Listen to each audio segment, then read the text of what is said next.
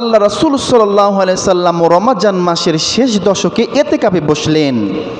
বসার পরে তার স্ত্রী সাফিয়া রাদিয়াল্লাহু তাআলা আনহা তিনি আল্লাহ রাসূলের সাথে মসজিদে দেখা করার জন্য আসলেন। দীর্ঘ সময় কথোপকথন করলেন। কথা বলার পরে আল্লাহ রাসূলের স্ত্রী সাফিয়া রাদিয়াল্লাহু তাআলা আনহা বাসার দিকে রওনা দিবেন। তখন আল্লাহ রাসূল তার স্ত্রীকে একটু সহযোগিতা করলেন, মসজিদের বারান্দা পর্যন্ত একটু সহযোগিতা করে দিলেন। কেন? বারান্দায় কিছু সংখ্যক আনসারী সাহাবী বসে আছেন।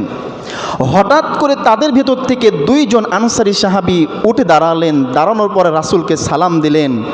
আল্লাহ রাসূল সাথে সাথে বললেন, তোমরা থামো, তোমরা কি জানো যে এটা হচ্ছে আমার স্ত্রী সাফিয়া।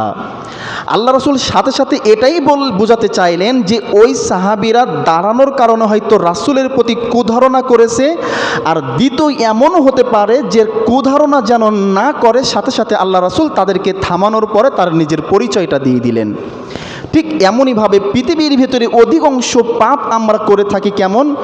একটা মানুষকে নিয়ে অন্যায় করি নাই, তারপরও তার নিয়ে আমরা কুধারণা করি। এই জিনিসগুলো থেকে আমাদেরকে বেঁচে থাকতে হবে।